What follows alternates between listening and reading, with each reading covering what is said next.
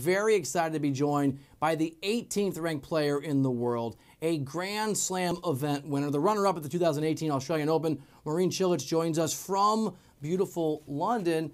Marin, thanks for being here. Appreciate the time. My pleasure. Thank you for having me. So Wimbledon, obviously the crown jewel for a lot of folks of the season, and you go in having just beat Rafa in an exhibition match. Are those kind of moments, or are those kind of victories something that can have an impact, confidence-wise or otherwise, in what's going to happen for you at Wimbledon? Well, absolutely. Even though it was an exhibition match, I took it as a nice test just before Wimbledon to test my game to see how everything is working. And several last days, it was definitely great for me on the practice court. And just now in these last 10 to 12 days, I added Wayne Ferreira, the ex-player who was in top 10 in the end of 90s and played great tennis into my team. And so he's been helping me just these last 10 days. And the work has been done really well. Really pleased with that, and hoping that my form is going to be great during Wimbledon. Here in the States, guys will tell you in spring training in baseball, especially pitchers, that a lot of times they're not actually trying to perform at a high level in spring training. They're trying to work on certain things. When you're doing an exhibition match against a guy like Nadal, are you just trying to play your game exactly the way you want to at Wimbledon, or are you working on certain parts that maybe haven't been where you want them to be? Well, in those exhibition matches, I try to obviously be a little bit more loose and try to be a little bit have more freedom in my game, maybe just to try a few things more out, how they fit in my game, where in the match situation maybe I wouldn't give myself a chance to do them.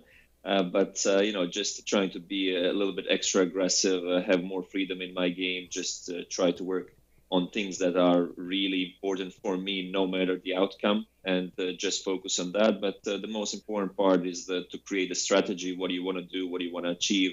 And to work on that. You've had that career high, that incredible moment where you stood in the winner's circle, in your case at the 2014 U.S. Open, and you have a career record in Grand Slam events of 115 in 44. You've been a runner-up several times. I mean, you play really well in these four events that for most people define legacy and career. What is it about these situations, the pressure that brings out perhaps in you the best?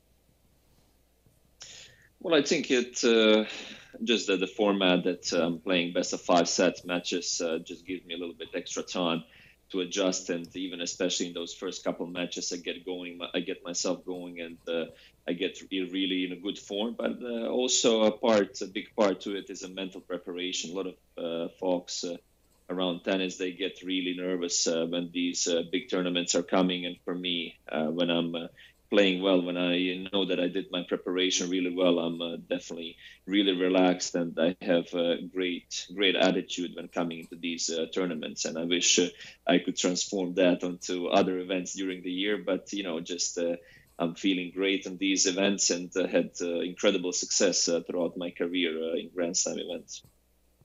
Marin, I used to do a podcast with Andy Roddick, and he talked about, even though, like yourself, he'd won a U.S. Open, and that was a career high, he always longed for. The idea of Wimbledon to him was incredibly important. He came really close. You came really close, actually against the same guy, because it feels like Roger Federer is always the guy stopping people from crossing that finish line. Is Wimbledon, does it have a place for you professionally that's a little more important than the French Open or the Australian or the U.S. Open? Is that a real thing for you when you look at your career and what you desire going forward? Well, I think, winning any of the 4 slams is an incredible achievement, and you are going down in the history books. And for me, winning one at U.S. Open 2014 was a dream come true. And, I'm definitely dreaming to win one more or more than one, and, hoping that it can be any of them. But I think just Wimbledon possesses that little bit bigger value in the media for the people, playing on grass, seeing so many historical matches going down in Wimbledon, and it just creates that huge aura around where everyone wants to win it. And sort of even for me, when being a kid growing up watching Goran Ivanišević playing many Wimbledon finals against Andre, against Pete Sampras too, and then finally winning it in 2001 just provoked a huge desire to win it one day. And, hoping I can do it, but I would be definitely happy with any of the four. For those that are not tennis aficionados, can you give us a layman's explanation to playing on grass, how it's different, who it benefits when events like Wimbledon are played on grass?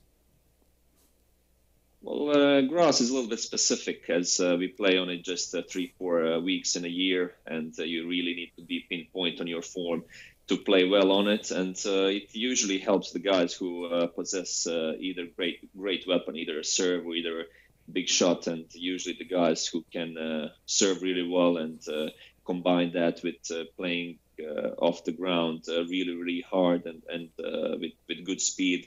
They usually were doing well, and the speed of the court is not as fast as it used to be maybe 15, 20 years ago, but it's still fast enough to have enough free points on your serve, and you can create a lot of damage with just sort of placing your serve. It doesn't need to be 130 mile an hour serve to win the point, so you can gain a lot of advantage with that. And then if you are following it up with another 1 or 2 big shots, that's definitely a huge help. And in last 15 years since I believe 2004 when Federer won it, only the big 4 guys won here in Wimbledon.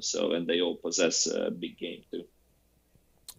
These guys are at different stages of their career, but when Rafa, Roger Federer, and Djokovic are done, many people believe, in whatever order it is, we'll be talking about the best, second best, and third best men's singles tennis players of all time. They very well may have the records, again, depending on who finishes where at 1, 2, 3, in terms of having won these Grand Slam events. For someone like yourself, you are very accomplished. You've come very close. Is it frustration? Is it resignation? Is it just, it's what it is? The fact that you're playing in an era with those 3 guys at the same time, playing those 3 guys at a high level every single week in, week out?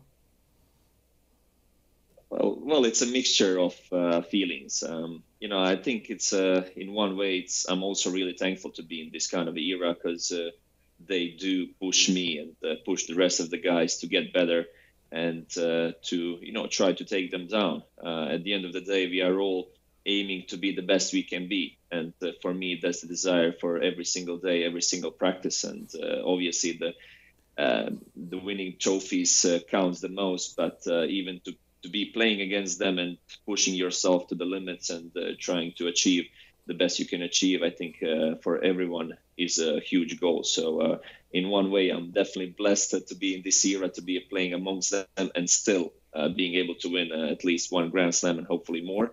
But also it gave me an idea to how to train myself, what to do better, how to get better in all different areas.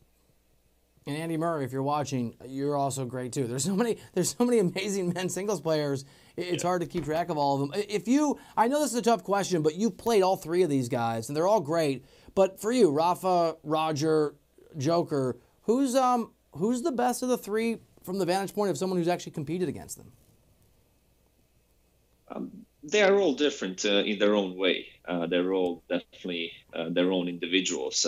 Roger is so specific because nobody plays as quick as him. He's, I would say, the quickest mover around the court in terms of getting up to the ball and hitting it and just creating that constant pressure of variety with speed, with combination of slices, of just rotations to the ball, and also tactics. And on the other hand, when you play Djokovic, the guy has no weaknesses. Whatever you do, whatever you play, the ball is coming back again and again and again. And if you just play in sort of middle speeds, if you're not playing at the full speed of shots, he's gonna just eat you slowly by slowly. And with Rafa, the guys. When you start the matches with him, he's so dedicated every single point. You have to earn every single point, and even if you have a small lapse of focus in 1 or 2 points, he's gonna jump right at you and take it. And so they are all unique in their own way, and they possess incredible abilities, definitely in strategic parts, in technical parts, and as well in the physical abilities to be able to be the best they can be. Marin Čilić, really enjoyed the conversation.